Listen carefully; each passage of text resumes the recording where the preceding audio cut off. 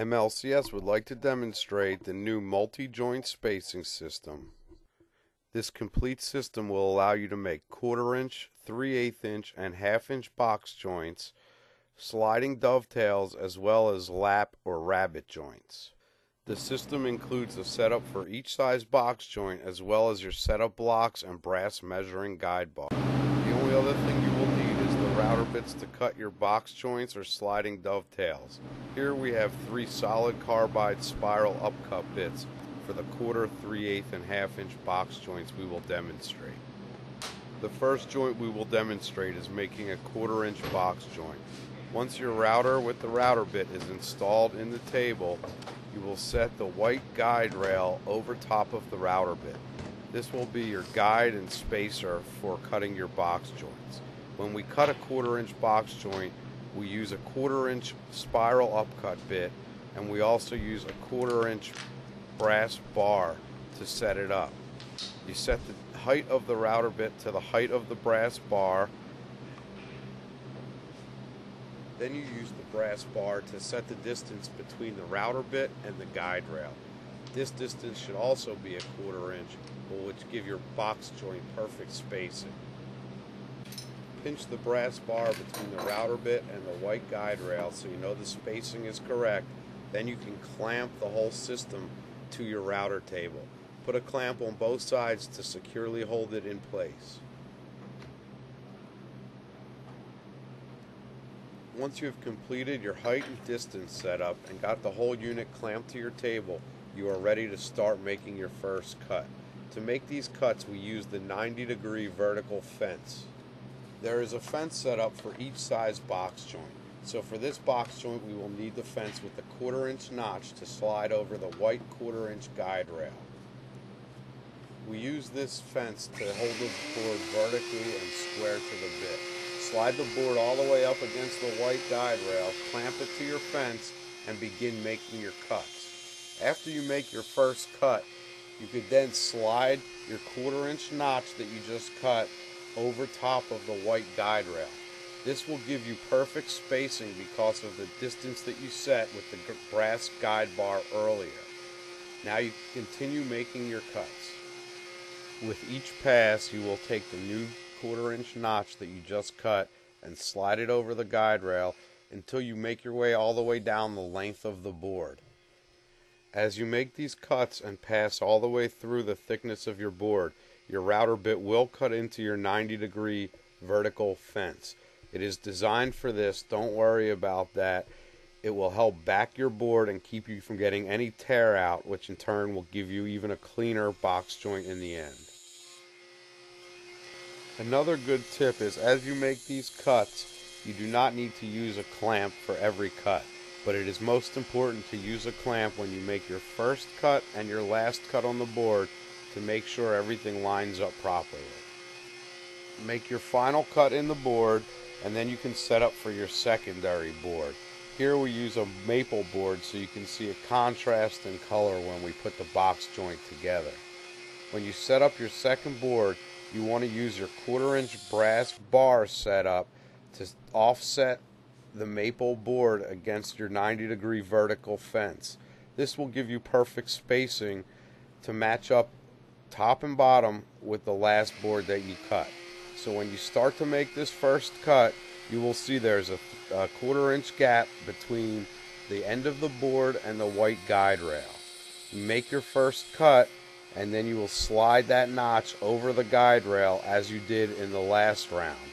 Then you will continually move just as you did in the last one down the board, making passes on this spacing.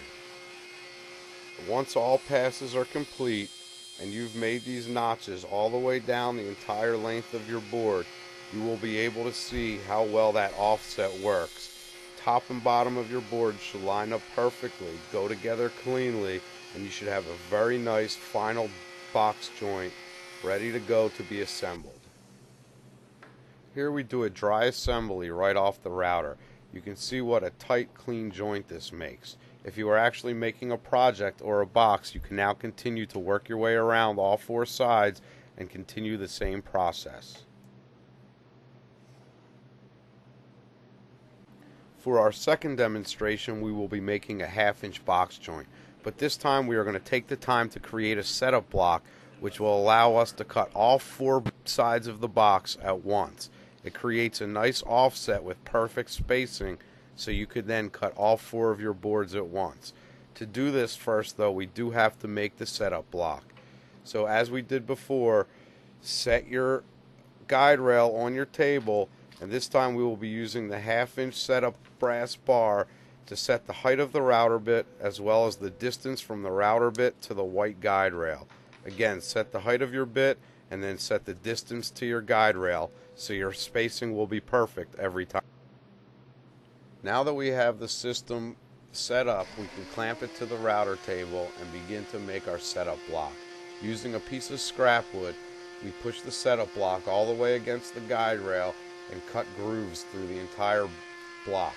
Here you can make 2 or 3 grooves to offset the 4 pieces of wood that you're going to use to make your box joint or your completed box. We use the same method here as we did before. You cut your first groove and then slide it over the guide rail. Cut your second groove, slide it over the guide rail, then cut your third groove and slide it over the guide rail. Then your setup block will be ready, and this will make things much easier for future usage. Once the setup block is complete, you can see how we use it here. We use it to offset the front and back of the boards or the box from the side stock of the box. This will give us our 1/2 inch spacing so that when we go to put it together, the final box joint, everything will be offset properly. You do not use the setup block to make your cuts, only to set the boards up. Set the boards in the grooves in the proper offset, then you could clamp them together and then use the system as you did before, this time cutting through all 4 boards at once. This is a very easy setup and will save you a lot of time in the long run. You can see the proper spacing set in the boards here. Now we will make sure they are flush on the ends and clamp them together so they are ready to run through the router. Once the boards are properly clamped together, we could then use our right angle vertical fence, this time with the 1/2 inch notch to fit over the 1/2 inch guide rail, to hold this wood on end and begin cutting through the end grain to make our box joint. You can see as we set it here up against the white guide rail, you can see the pieces of walnut are offset to the pieces of maple. This puts everything in the proper position for one pass through the route. We have all 4 boards clamped together, and then we clamp all 4 boards to the vertical fence, and we can begin to make our cuts. Here you can see how easy it is and how quickly it goes as you cut through the walnut and the maple at the same time. All 4 boards are getting the cuts done at the same time. Again, we use the same method here. We cut our first notch, then we put the notch over the guide rail to give us proper spacing and make our second cut. When we have our second cut, we then slide it over the guide rail and continue until we get all the way down to the end of the boards. Now remember, when we are making a 1/2 inch box joint, our stock is a 1/2 inch thick. We're using a 1/2 inch spiral bit, and we're setting the guide rail distance between the bit and the guide rail at a 1/2 inch. This is perfect spacing and perfect stock size to create this type of box joint, just as you would for the 1/4 inch or the 3/8 inch. Now if we were actually creating a 4-sided box, after we finish cutting this length of board, we would then flip it over and do the same operation on the other side so we could then join all 4 corners.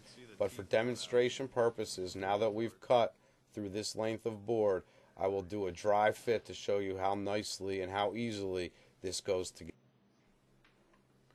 Watch as we put these boards together. You can see the top and bottom edges line up perfectly. That's because the offset was just right when we cut the boards.